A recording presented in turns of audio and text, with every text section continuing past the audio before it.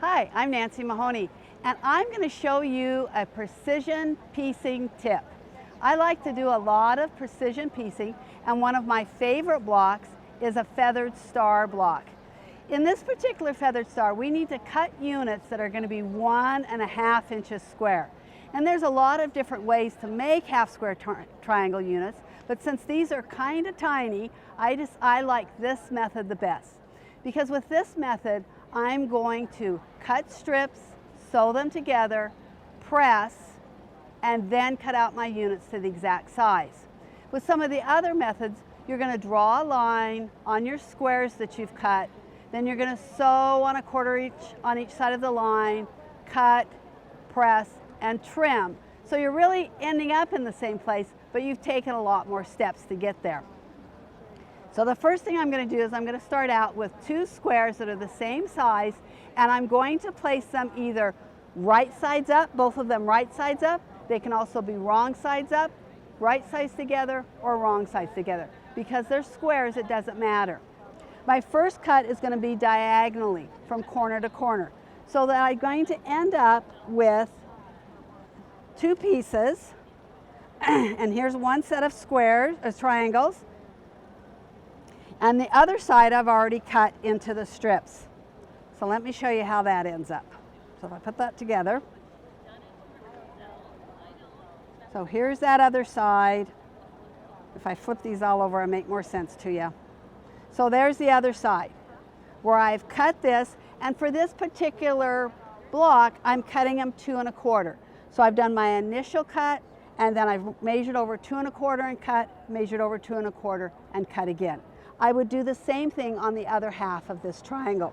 Once I have them cut, I'm going to arrange them and alternate the strips so that I have, in this instance, pink, gray, gray. And I'm going to turn this one around, and then I'm even using these little ones at the ends here because I'm going to sew this all back together. So I want it to look like a square before I start. There's a couple different ways you can sew it together, but for most people it makes sense that you're going to take this long seam first and sew that edge to edge. The other way is you could sew each half together first. When you're sewing these pieces together, you're going to need to offset your seams. And so I'm going to offset it at the top, and I'm always going to think about it being at the top. And it's going to be 1/4 inch from the valley to the edge of the fabric. And I'm going to do the same on the other side, but you'll notice again I'm doing it at the top. And by doing it that way, I'm going to end up with 2 parallel sides that are relatively straight to form a 90-degree angle. Once I've sewn those pieces together, I'm going to sew the little triangles on.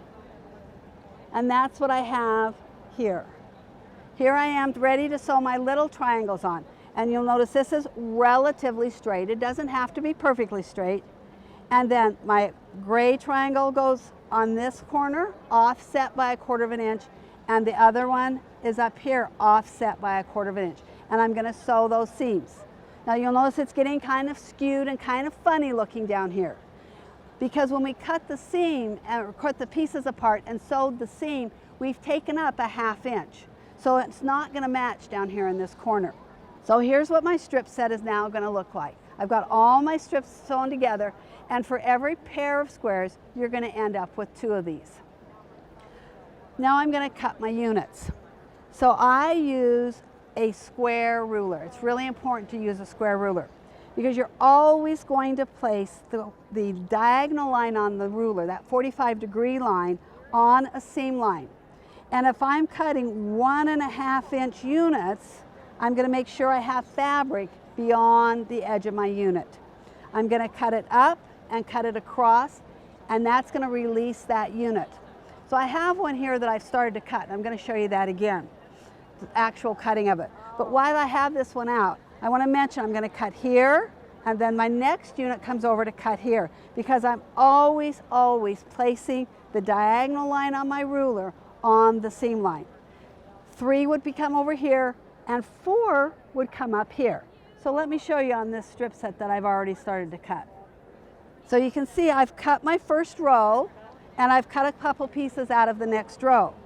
So the question for most students now, well, what's my next cut? My next cut would be right here.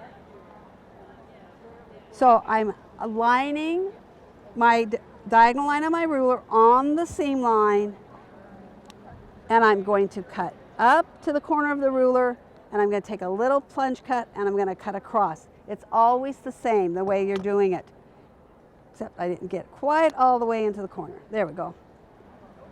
Now that I've released that from the strip set, I'm going to turn it around. I'm going to line up the 1.5 inch line on the ruler with the cut line, and my diagonal line is still on my seam line. You want your half square triangle units to be half light and half dark, no matter what the color combination is. And there is my perfect 1.5 inch square unit. All right, so once I've got all of my units cut, then I'm going to piece them together. So here's where you're going to find those 1.5 inch square units that finish at 1 inch. And cutting them this way, making these strip sets, makes it so much easier to get this all perfect and have all of your points showing. Well, thank you for joining me with this tip. I hope I've taught you something new today, and I hope to see you again at Quilt Week.